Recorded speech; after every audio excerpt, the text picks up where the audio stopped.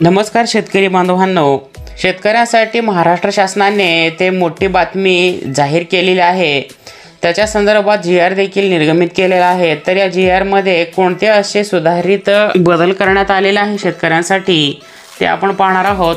सुधारित पीक विमा योजनेचा शासन निर्णय देखील जारी केलेला आहे। आता पीक विम्यासाठी शेतकरी हिस्सा घेतला जाणार आहे। मित्रांनो, ही सविस्तर माहिती आपण या जी.आर. मधून पाहून घेऊया।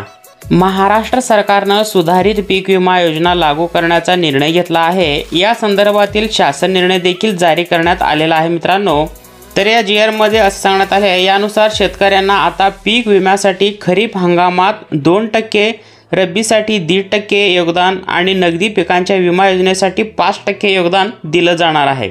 या संदर्भातील शासन निर्णय 9 मे 2025 रोजी निर्गमित केलेला आहे। मित्रांनो, महाराष्ट्रात प्रधानमंत्री पीक विमा योजना खरीप हंगाम 2016 पासून केंद्र शासनाच्या मार्गदर्शन सूचनानुसार राज्यात राबविण्यात येत आहे।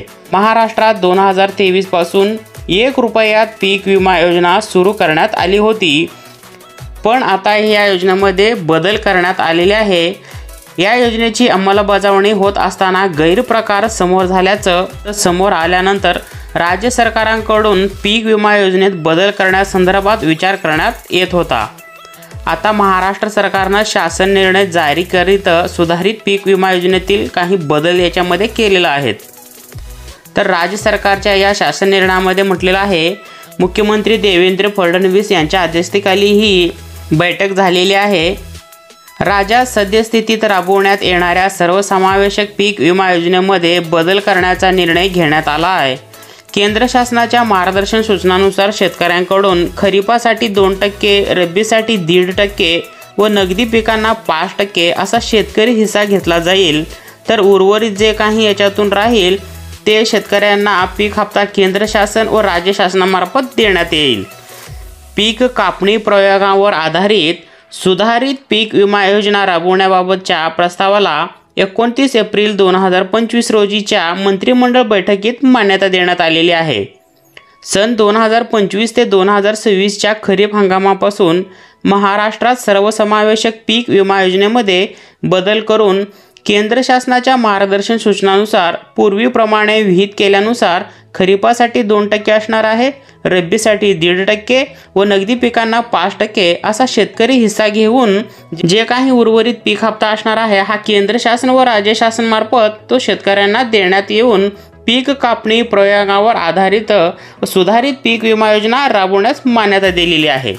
पीक पेरणीपासून काढणीपर्यंतच्या या ज्या कालावधी आहे याच्यामध्ये वीज कोसळणे, गारपीट, वादळ, चक्रीवादळ यामुळे लागलेली नैसर्गिक आग, पूर, क्षेत्र जलमय होणे, भूस्खलन, अतिवृष्टी, दुष्काळ, पावसातील खंड, कीड व रोग इत्यादी बाबीमुळे उत्पादनात येणारे जे काही घट असेल या बाबींचा विचार करून सुधारित पीक विमा योजना खरीप व रब्बी हंगामाकरिता केवळ खालील जोखमीच्या बाबींचा समावेश करून त्यांना या योजनेमध्ये राबवण्यात येणार आहेत।